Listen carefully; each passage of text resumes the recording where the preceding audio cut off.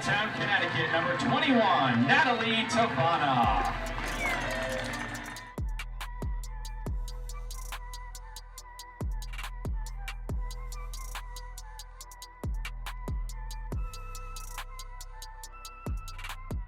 This is Lauren Caye reporting for Pirate Sports Network, and today I'm here with junior captain Natalie Tavana, aka the girl on fire.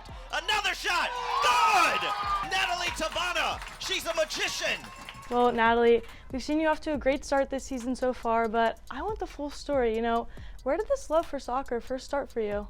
Yeah, metaphorically, I always say that I was born on the soccer field. My whole family is intertwined with soccer. My brother and sister, who are 35 and 33, both went through the same soccer club as me from ages 5 until they went to college, and they've both played college soccer too. My brother playing at UMass Lowell when it was Division II, and my sister playing Division III at Rhode Island College.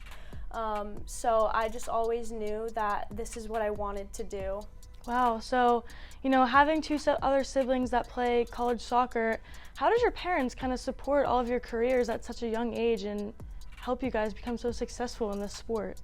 Yeah, definitely. My mom and dad are both my rocks. They support me, encourage me, and they're probably one of the reasons why I'm sat here today.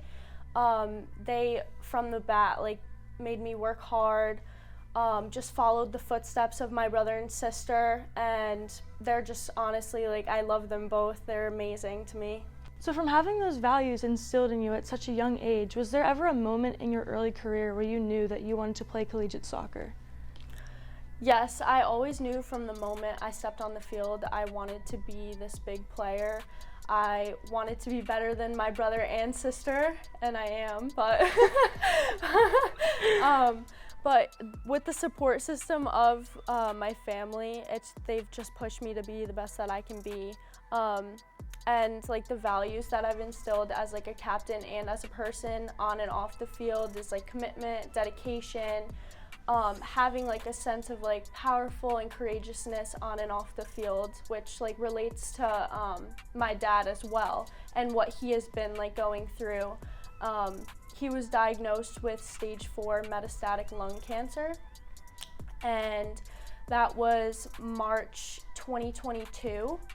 And he's going through Keytruda, which is immunotherapy. He stopped chemotherapy, and he's been actually doing pretty well. It's been a year since then, and he's still fighting, and I kind of think that me and him relate to each other because he wants to be that strong foundation still for our family, and this can relate to me facing adversities through being a captain on the team and just controlling my emotions always when it relates to him too. Right, he's the captain of your team and your siblings, and you're the captain of your teammates. So how do you kind of manage to be so strong for your teammates here but also be so strong for your family at home? Yeah, I think it was very hard for me at first, having to see my dad go through that, but I know deep down what he wanted me to do. He wants me to just go out and play soccer and go to school, and I think just the season I had last year and this season, I'm making him the proudest I can, and I'm very excited for him to see more games, and I just kind of take it this could be my last game, and I just kind of just go out there and I'm always doing it for him. Right, I mean, having a sick parent, it makes you see life in such a different lens. You never know when any moment could be your last moment with someone's. It takes a very strong person to be able to manage that and, being away from home and going through what you're going through, but also it takes a very strong student athlete to be able to succeed while also, going through something like this. So props to you for being able to, succeed through all this. Speaking of success, what are some of the things that you did this summer in the preseason to, prepare to have such a strong start? So I did a summer league with Sporting CT, which is in Middletown, and it's my hometown.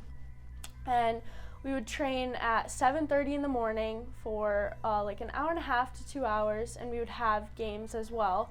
But my two coaches there were also my previous coaches in club soccer, so they know like what I'm about, and I'm like willing to like work hard, and they know like the goals I want and that I want to accomplish. And after I would go to like conditioning and work on the summer packet for us here, and after that I would kind of just like relax for the rest of the day. Right, it's definitely important to have that balance. And you talked about goals. What are some goals that you have for the rest of the season? I know that you've already topped your goals that you scored from last season in just 2 games this year, which is amazing. Do you have any other goals that you have for the rest of the season going into Big East? That was a personal goal of mine. I wanted to score more goals than I did last year, and I want to have more points than I did last year, which I had 9 last year. And with the 4 goals I have right now, I have 8, so I'm close, and I am ready to like break that personal goal of mine. As a team, I want us to try to like break even, go like above 500 for this season. I think we, like with the new girls coming in, like the freshmen, we're a very much like closer team, and we all are like committed to the same goals, such as like commitment, effort, all of that, dedication. And I think we've really seen it in these past 2 games against Central and Binghamton, what we really are about as a team.